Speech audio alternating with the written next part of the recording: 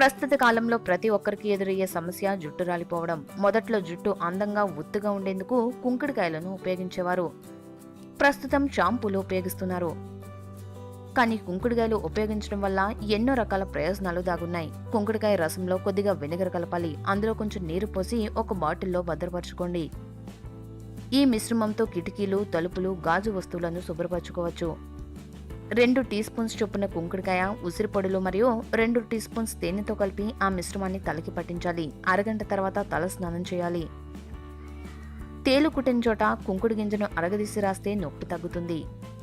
తొలుత నూనెను జుట్టుకు పట్టించి మసాజ్ చేయాలి. అనంతరం గంట తర్వాత సహజంగా దొరికే కుంకుడుకాయ రసంతో తల స్నానం చేస్తే జుట్టు ఊడే సమస్య తీరుతుంది.